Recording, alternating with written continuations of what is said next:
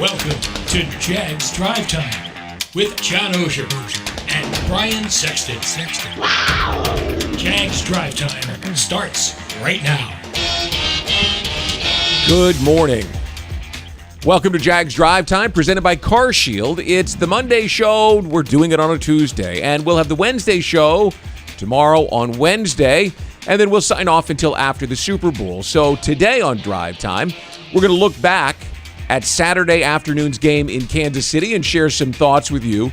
And then tomorrow, we'll go through the locker room and hear from the coach and put a bow on, John, what was a really good season. Oh, you know, I mean, just... Yeah, that's understating it, which is not like you. Yeah, so, I know. Unbelievable season, and I hope people watching this today, watching on the podcast as they consume this, have stepped away enough from the understandable disappointment of not winning that day to realize, A, what a unbelievable thing it was that this team was playing in the last 3 minutes of a divisional, or 5 minutes of a divisional playoff, with a chance to get to the AFC Championship game against what has become a legacy team, one of the best teams in the NFL, had won 6 in a row. Whatever the expectations were to clear it, Doug Peterson was asked yesterday if you can have a successful season without winning the Super Bowl or something like that. Yeah. You know, can you feel a sense of accomplishment? Yeah, and boy, only one team wins it. But I've got to think that the fan base and the players and the coaches deservedly feel as good about this as you can feel after an NFL season without lifting the trophy. All right, so before we get into big things, just big, broad picture here, and I think the season went so long and accomplished so much that it's tough to remember what you felt at this time last year, right? They had just beaten the Colts, but it was just a miserable season, and they hadn't hired a coach, and that process was dragging on. The franchise felt like it was gun-shy a year ago. Like, Are we going to dig out of this thing with the quarterback or not? I think most people felt, and you have different emotions at that time. For us, there's always a little bit of fatigue because it's a long season. You bet. But I think overall, there was more of a feeling than I've ever had of whatever. Like, okay, let's see it now. Yeah. I mean, and I don't want to say I had that. That's really not the way I approach things. But I know the fan base, people who were writing me, a lot of them had this, you know what, I'm tired of getting up for every change. I'm tired of getting excited about everything. Show me. Sure. And so Show me. A year later now, even having lost a playoff game over the weekend, they got everybody back. Man, they did. And you just couldn't have picked or predicted, that Doug would be able to do that in year one. So let's roll right into big things here and get after it. And we'll start with proud. And it's okay to be happy and smile about this team and this season. Just told him I was proud of him for the season that we put together. Nobody expected us, the Jaguars, to be in this football game from the beginning of the season to today. And I just told him how proud I was of them for how they hung together all season long, how they battled, fought through a ton of adversity. And just proud of the way they kept battling all season to get to this spot and really battling this game to come down to the, an onside kick to potentially, seeing what happens, right? And told them we were going to learn from this, we're going to grow from this, and our expectation is to be in these games every year. I mean, that's that's our expectation, and this was a good first year for all of us. Big thing too, grateful, and the quarterback in the post game after the loss, with the disappointment still lingering, cut right through all of the gloom and pointed out the fact that this team accomplished so much that you had to take the time to feel some gratitude for how it all came together. First of all, thank you guys, and all y'all that are in here that are Jacksonville people. Man, we appreciate you guys. A lot of ups and downs, even just this season, and it was a special year for us, for the city, for everybody, and couldn't have done it without all you guys supporting us. So we're thankful for you guys. Those last 2 home games were were games I'll never forget, and just excited for that to be the atmosphere and the future for our team. And I'm really excited, and it's hard to even think about next year right now because you're just still, obviously, this loss is fresh, but we're going to be back, and this is the new standard, and we set that, and this is the bar, and we'll be back. So.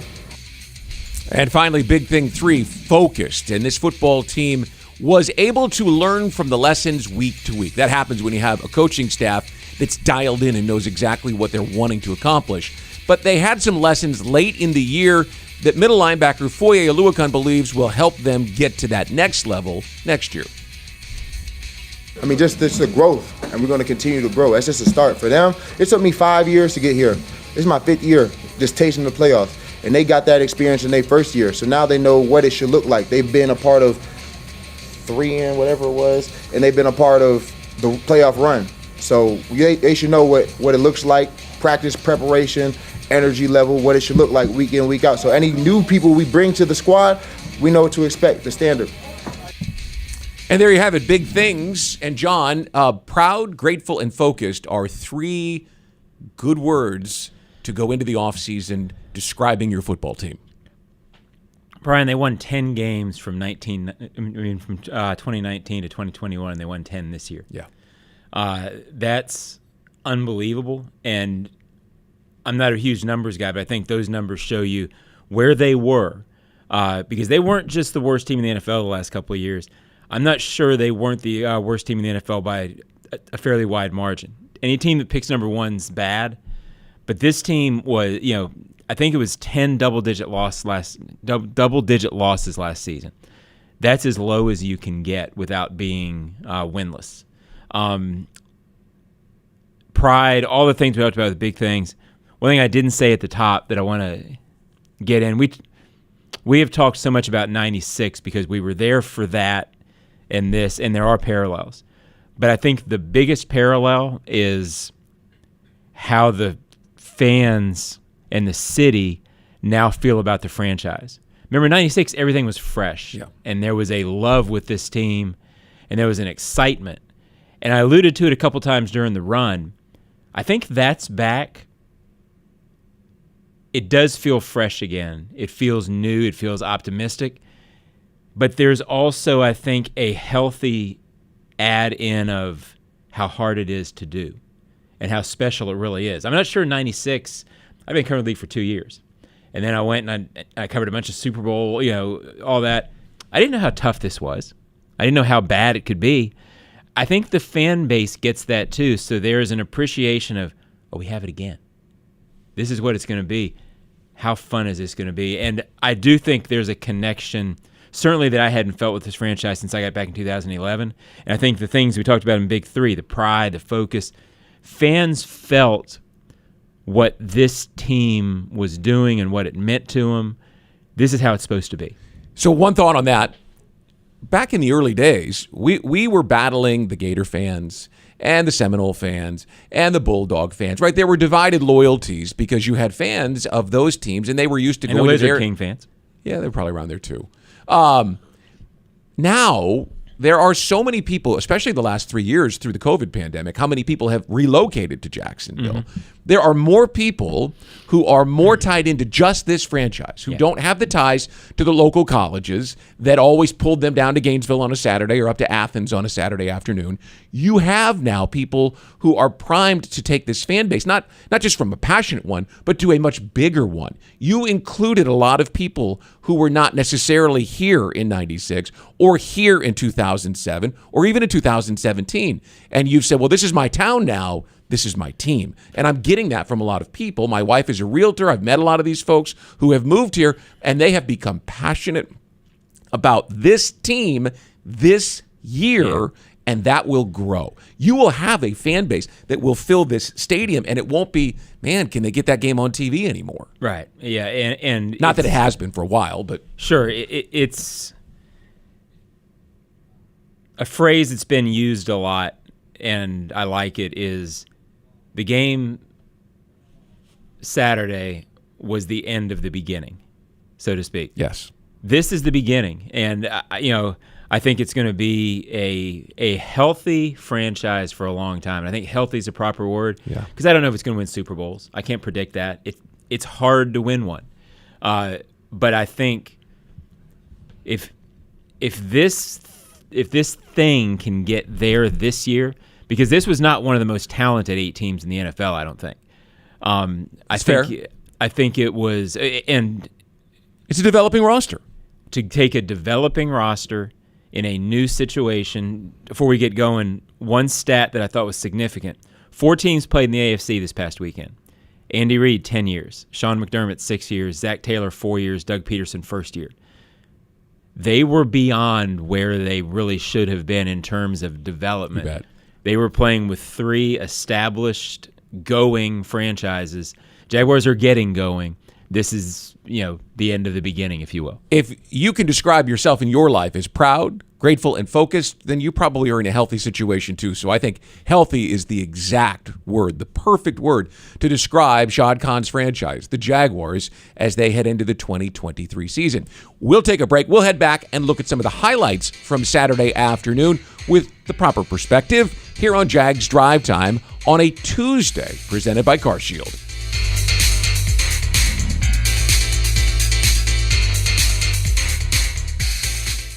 Hey Jags fans, Brian Sexton for Dreamfinders Homes.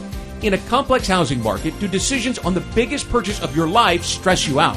At Dreamfinders Homes, they can build the home of your dreams in one of their many communities in Northeast Florida. With a mortgage company in-house, they're here to assist you throughout the entire process. Choose from their wide range of single-family homes or townhomes from the 300,000s. Dreamfinders Homes specializes in homes built to fit your lifestyle. Call 904-590-2545 or visit dreamfindershomes.com. Frank Frangie here. When you want barbecue in Jacksonville, you want Bono's Pit Barbecue. You can find Bono's locations all around town and on game day at TIAA Bank Field because Bono's is the official barbecue of the Jacksonville Jaguars. Bono's is currently expanding its brand with franchise opportunities throughout the Southeast and beyond. Over 70 years of authentic Southern pit barbecue and owning your own business are a great combo. Go to bonosbarbq.com to learn more or call 904-880-8310 today. And remember, if you don't see a pit, it ain't legit. Your hometown gate now has more ways to save. Introducing My Gate Rewards, a new loyalty program with member-exclusive savings and fuel discounts. Earn points on in-store purchases, take advantage of special offers, and save on products you love. Score free coffee, fountain drinks, pizza, and soft serve with Gates Frequent Shopper Clubs. Then use your points on savings at the pump. Download the My Gate Rewards app in the App Store today or ask a store associate for more information. Go from good to Gate.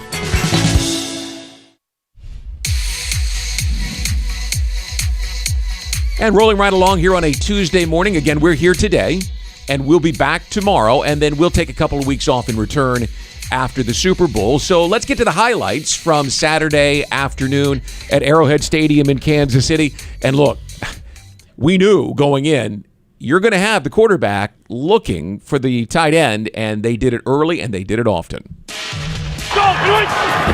Gain of a dozen. Mahomes' first drop back. Kelsey's first catch. And the all-pro Travis Kelce out to the 35-yard line. Second and 3, Sky Moore in motion. The pressure picked up. Mahomes from a tight pocket finds Kelce right around midfield. From the 8, Mahomes on the run. Kelce in the middle. Kelce touchdown.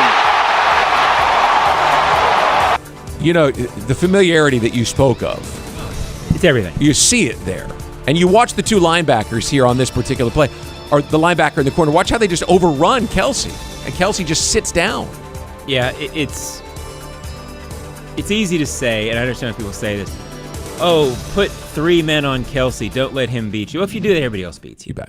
And I didn't think every play that Kelce caught was a lapse by the Jaguars defense. I'm sure, I haven't talked to Mike Call, I haven't talked to the Jaguars players about it specifically. Well, that jump pass wasn't. But I'm sure there were times on Saturday where they got out-schemed because, guess what? Andy Reid and the Chiefs are going to out-scheme you every now and then. Yeah. But I didn't see them neglecting Kelce. There were multiple times. The first play, he caught a 2-yard pass and turned it into a 4-yard or 5-yard pass. I'm sure sitting in game plan meetings last week, they knew they had to give them something. And then Kelce made a few plays and could have done a better job. But guess what? This was a Hall of Famer and probably a Hall of Famer throwing to him. I think Mahomes will go to the Hall of Fame. He's certainly on that path. Playing against guys who aren't Hall of Famers. Yeah, the Jaguars' defense this year was not made up of guys who I think are going to be wearing gold jackets. That's not a knock on him. Travis Kelce's an all-timer. He made a few plays that were all-time. They probably got beat a couple of times. It's just how it is. So the Jaguars fall down 7-0, but fear not, they understood what they were up against, and they couldn't fall into the hole as they did against the Chargers in the wild card game. Jamal Agnew sparked their come-from-behind run. And show not 1 ounce of rust off the bye week. Line drive returnable kick here for Agnew. Very good return, man. Agnew's got an opening here on the sideline. Do the Chiefs have an angle? Past midfield they do. He's out of bounds at the 39. And Lawrence lofting it for Kirk. Got it for the touchdown.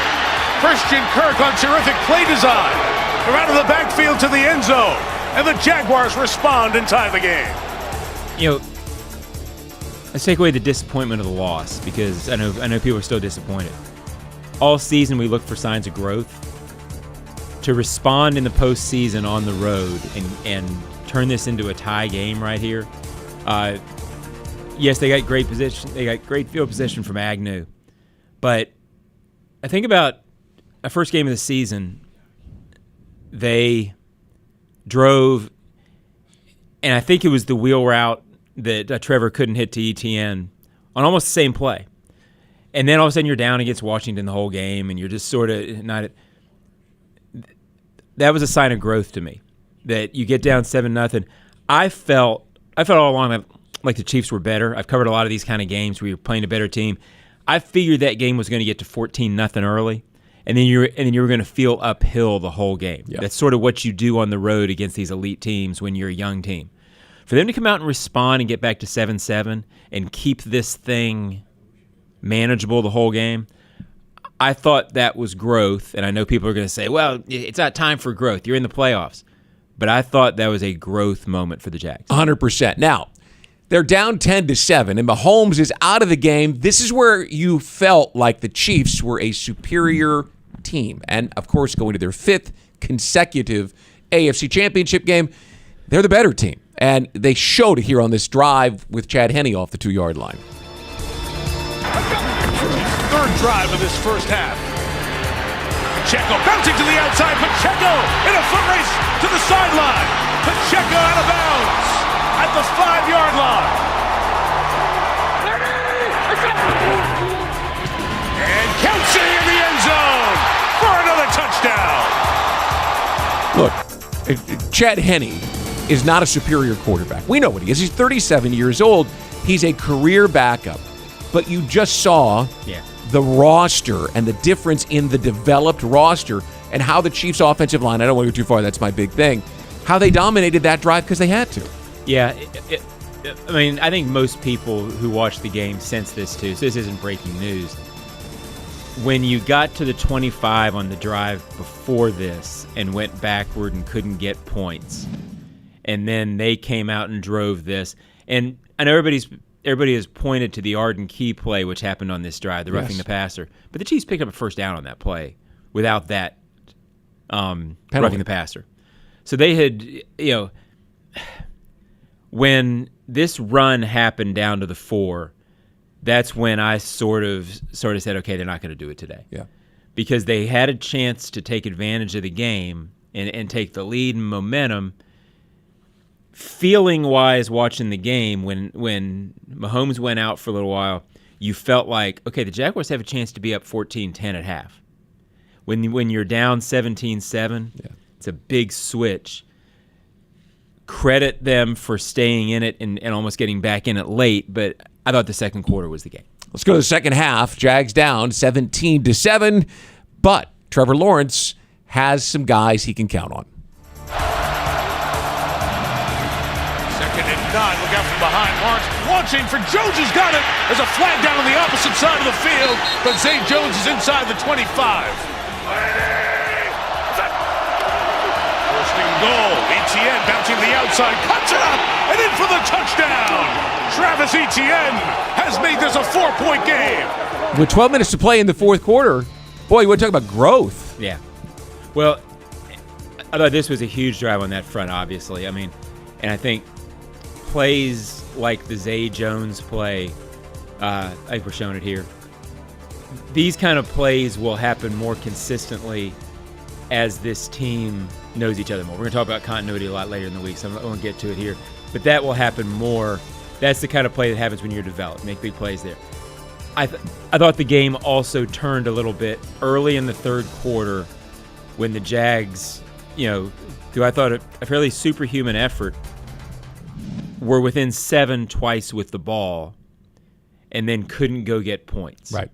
It felt, again, I just felt, and maybe I'm wrong, but my interpretation of the game was every time the Chiefs needed a big moment, they got it. And I thought the Chiefs stopped the Jaguars there twice when their offense was still getting back into it with Mahomes sort of hobbled.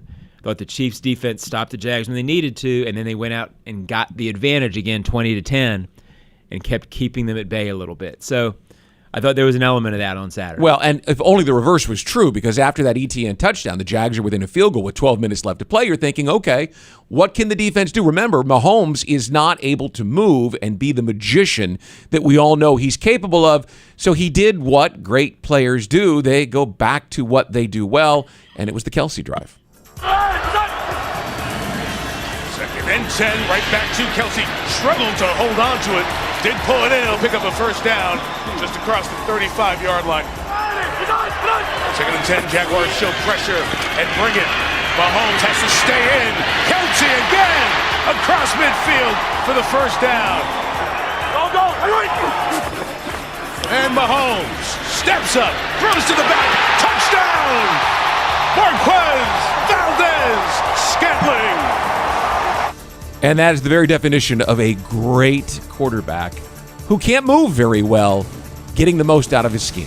Yeah, and like right there, I didn't think they were ignoring Kelce. He made a play. He made a play on the next series, and on the next highlight. I love Mahomes as a player. I can't stand the way his helmet sits. That's my only knock. Okay, but he's a wonderful player. Again, I thought this showed where Kansas City is as a franchise, as a big moment franchise. This kind of drive is why they're playing in their 5th consecutive AFC Championship game. It was a key moment in the game. The Jaguars were back in it, and the Chiefs went down and scored without facing a third down. Right. That's why I felt like somewhere it just felt to me like a game where the more experienced team was going to find a thing to do to win no matter what happened. I thought that drive personified that. And Doug obviously thought the same way. He talked about how much his team would learn from a game like this in the postgame. We're going to show you the final drive for the Jaguars. Well, not quite the final drive, but the drive that ended the game essentially right here. 25 to go. Offside. Free shot here for Lawrence. Pass is caught right around the 20-yard line. 3rd and 10. Here comes the pressure. Lawrence getting away, scrambling, running for it. Trevor puts his shoulder down. Gets the first down at the 9-yard line. None bigger than that. Going quick from the 9. Gets it out.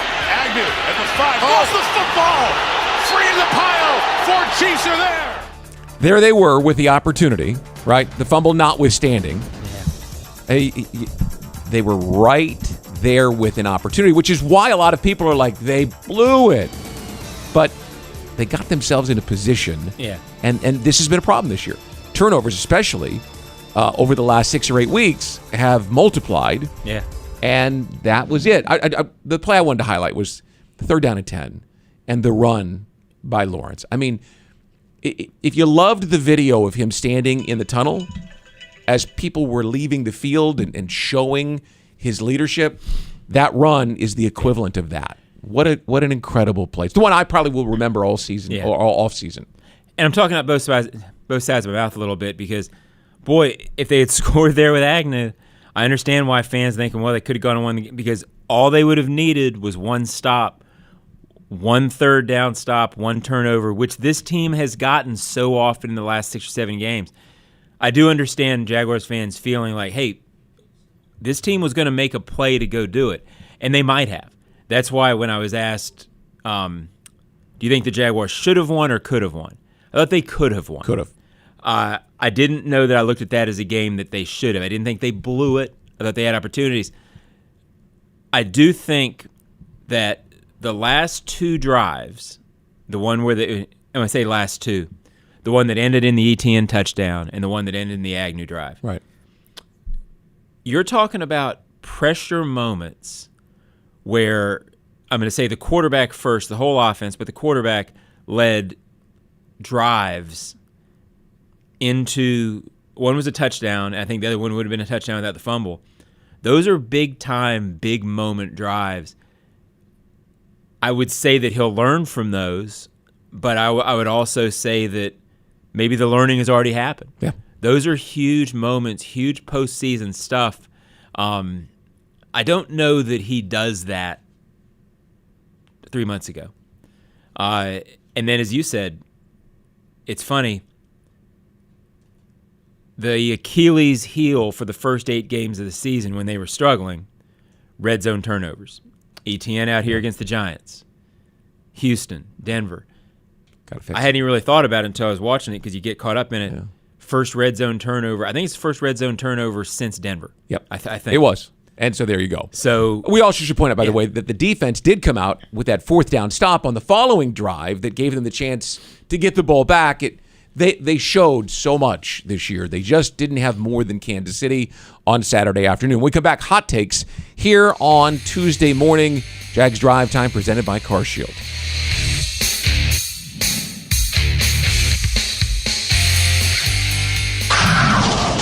Jaguars fans, huddle up for the best defense against expensive car repairs, CarShield. Score big with the nation's #1 automotive protection company, CarShield. They offer affordable plans that cover over 6,000 parts and systems in your car, truck, or SUV. Don't miss any Jaguars action this season with a car breakdown. Call the MVPs at CarShield for their best coverage ever. Call 800-471-1223. 800-471-1223. Go Jags!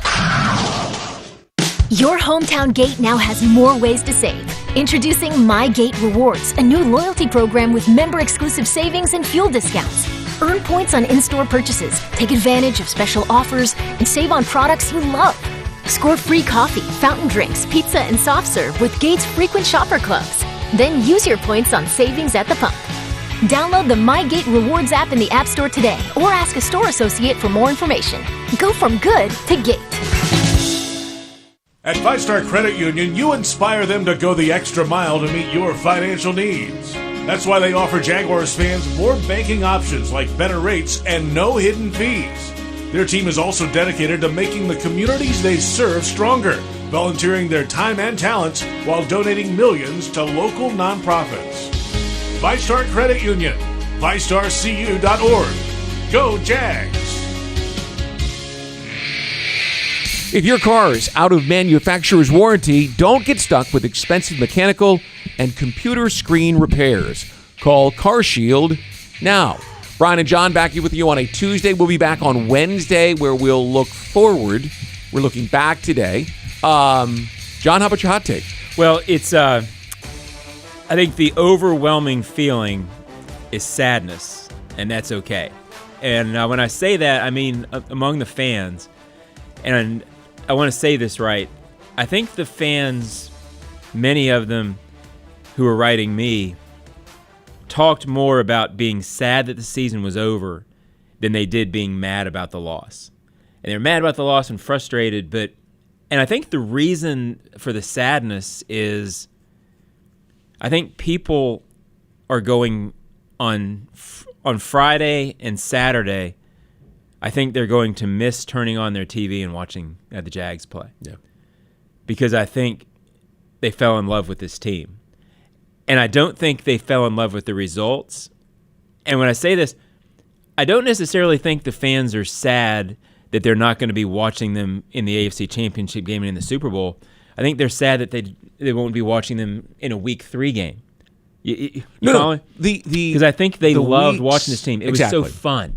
Well, that was it. You built your week towards the weekend the last 6 weeks. And the players were getting so excited enjoyable to watch. There's a picture, Brian, on Twitter of Doug and Josh Allen. I think it's after the Chargers game. I'm not sure. But you can tell that Doug was going in one direction and saw Josh, and there's this look on Doug's face after a win, and he looks ridiculous. But it's a 54, 55-year-old man having the time of his life. Yeah. And the pure joy of the moment, unexpected, we did it. And it feels to me like fans connected with that as much as the victories, and they loved it. And I think fans are going to miss that. And the reason I say that's okay, the connection with this team and the fan base is real. It's kind of like when you run out of your Netflix series. Right? You can't wait for the next season. Yeah. Here we go. Wait, it's over? I don't get to watch one? Yeah. I'm done? Same feeling, except this, real people, and you fell in love 100%. With it. And it's again, to me, fans love winning, so I think they love the 17 team. But I've said it before, that team felt angry. Well, that's it. You had so many years of losing. Yeah. That team was giving it back to the league. But this team... the love that these guys share for each other and the connection with the fans, the 5 straight wins out there, something special that you don't experience all the time. I think fans are going to miss it. All right, my hot take is looking forward a little bit. The Chiefs' offensive line is the standard. Hey, look, when Mahomes left the game and they were pinned at their 2-yard line and they had Chad Henne, 37 years old, and a journeyman backup behind them, you could see that Creed Humphrey in the middle of that line just took over. They sealed every block. They protected their quarterback. They didn't let there be free hits. Their offensive line is really, really good. They were powerful and strong, and you don't have to be an expert on football to know that they took over the ball game. The Jaguars' offensive line took a big step forward this year, played really well, but they've got to get a lot better on the interior of that offensive line. In particular, they got to get stronger. Luke Fortner is a smart guy. He's a tough guy, but he's a rookie, and he's playing at the end of his string. They have got to be more consistent. Hey, Tyler Shatley played since week 5 when Ben Barch went out. And Tyler Shatley, in his career, has been a consistent backup plug-and-play guy when you need him, and he played his best football all season long, gave you everything he had. The Jaguars have to get better. The offensive line was good. It's got to take another step for the Jaguars to be able to match what the Chiefs do. Yeah, I think it's important to note that Brandon Sheriff was basically playing without a core the 100%. last half of the season. Yeah. And had made a big deal out of it. I haven't talked to him about it, but my understanding was the abdomen injury. He's on the injury report every week after about week. Wasn't able to really practice on Wednesdays. 9 or 10. I have no core, Brian, but I would imagine for somebody with one, not having one to play in the NFL would be tough. Well, I didn't mention him because I knew he was playing that way, but I guess you get him back healthy. Yeah. You get Fortner a year in the weight room to get bigger and stronger, and then you get Ben Barch back, or you draft another young guard to compete at that spot. That's how you get better. Mm-hmm. You got to get better on the offensive line. The Chiefs' offensive line set the standard in that ball game, and I think if you're Phil Rauscher, you're going to pull that tape out and watch it in the offseason and figure out how do we get as good as they are. That's just one thought. As we come to the close of this show, we'll take a break and come back and wrap it up on a Tuesday morning after this.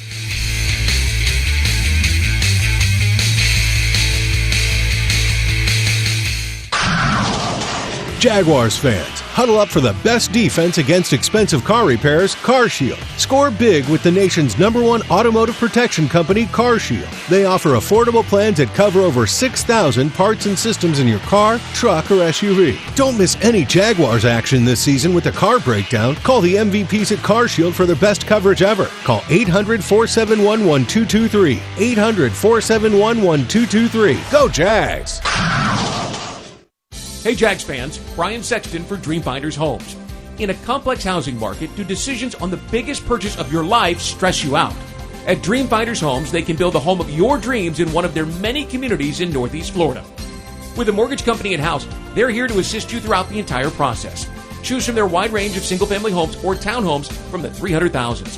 Dreamfinders Homes specializes in homes built to fit your lifestyle. Call 904-590-2545 or visit dreamfindershomes.com. Jags fans, it's Shaquille Griffin of the Jacksonville Jaguars. I know you love when we put the QB in his place with a big interception, and now Luray Boyd Peanut Company is making every pick a winning play with the Peanut Pickoff. Every time the Jaguars make a pick, Luray Peanuts is going to donate to youth football initiatives throughout the Southeast, and the Jaguars Foundation will match every dollar. We get one play closer to victory, and our kids get to train for a brighter future. Everyone wins, except for the other team's QB. But hey, that's his problem. We'll move the freight with Magellan Transport. Voted the coolest office space in Jacksonville. You can apply online at MagellanLogistics.com. Back to wrap it up. We'll be here tomorrow, and tomorrow we will look forward and talk with some of the players and coaches through the locker room that we already have gotten to. But, John, this team, and it can't be understated, in no way, shape, or form were they supposed to be where they were, right? We talked all through the preseason and back into the summer about 6 or 7 wins would be a big step, a monumental step forward for this team because it would set them up for 2023 and beyond. To get where they are right now was way beyond my expectations. Yeah, and you lose perspective on that when you're winning or when you're around winning late in the season. Hey, I need one more of this, one more of that. You said best stop of the show. To go from where this team was last January, last year this time, the mess that it was, and it was a mess. And then you're looking for a coach, trying to make sure you get it right.